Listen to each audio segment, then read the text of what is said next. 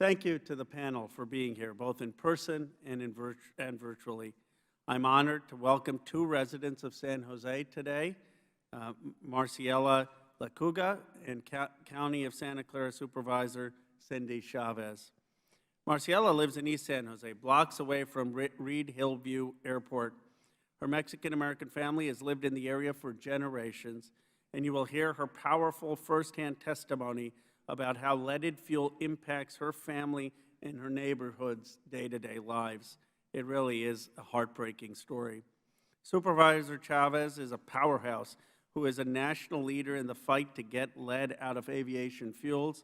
She is a fighter for the working class and cares deeply about the most vulnerable in our community. She has been a leader for decades. I'm also happy to welcome Ranking Member Harrell to our first subcommittee hearing as Ranking Member, and I'm looking forward to working together, and we're going to have our Ranking Member Comer give you a formal introduction.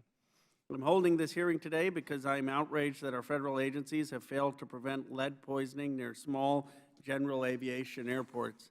There are 20,000 such airports across the country, mostly sited in communities of color and low-wealth communities.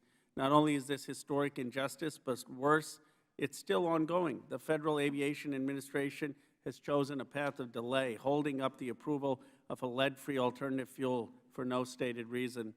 Worse, in similar tactics to those we've seen in our committee's investigation of climate delay and disinformation, the fossil fuel industry and other special interests have also sought to delay the phase-out of leaded aviation fuel. Lead in aviation fuel, or avgas, is an urgent, little-known health crisis. A study last year found that children living in my district in East San Jose have blood lead levels higher than kids had during the height of the drinking water crisis in 2014 in Flint, Michigan. It's a disgrace. We have with us today Congressman Zoe Lofgren, who has been highlighting and leading and fighting on this issue for decades, and I'm so honored for her leadership and her joining us here today on our committee. What happens when kids ingest lead from the exhaust fumes of private planes or flight schools near their homes, or lead dust that has settled on surfaces? Airborne lead penetrates deep into the lungs and nasal passages before crossing into the brain and bloodstream.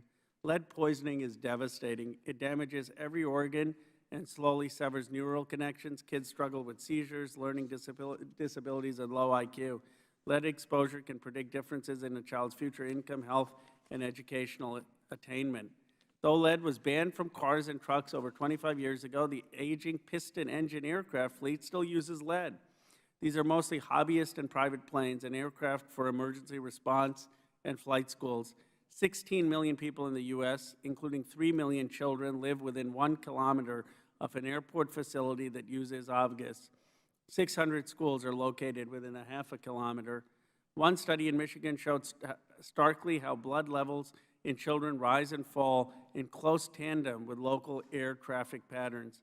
Despite this toxicity of lead, the Federal Aviation Administration and EPA have not acted with the urgency to phase lead out of aviation fuel.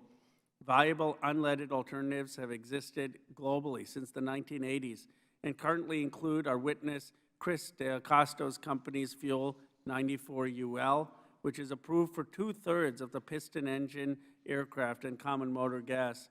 Neither of these work for the whole fleet, however. Our witness today, Mr. George Braley, has a fuel that he says is commercially ready and can be used by the entire fleet. Even though FAA engineers said that the fuel is safe, FAA headquarters have not signed the last piece of paper. For years, oil companies and aircraft interest groups have worked together to prevent this fuel from getting FAA approval and spread disinformation about its qualities. Industry groups appear more concerned about disrupting business than about kids. In a recent hearing, the head of aircraft owners and pilots expressed opposition to local bans on leaded avgas, saying, "We are concerned about the terrible precedent that Santa Clara County in California has pursued by preventing the sale of 100 low-lead planes at their 2 airports. However, the FAA's public-private partnership to phase out leaded fuel by 2030, the Eagle Initiative, doesn't formally involve the communities that are facing lead poisoning from aviation fuel. The FAA must immediately commit to a faster timeline to reach a lead-free aviation future. They should stop deferring to powerful industry interests, and they should help rather than obstruct communities that want to ban leaded fuel and bring innovative alternatives. The FAA just received $15 billion from President Biden's infrastructure laws to improve airports. Why not use a portion of that funding on new infrastructure for unleaded fuel? The EPA also has a role to play by ruling as soon as possible that leaded avgas is a danger to public health and safety. Quickly phasing out leaded aviation also fits with the broader climate goals of the aviation industry to phase out fossil fuels by 2050 by making aviation cleaner and safer. The FAA and EPA must not repeat past injustices and should instead exhibit the leadership we need to repair mistakes and protect kids and adults from these toxic fumes.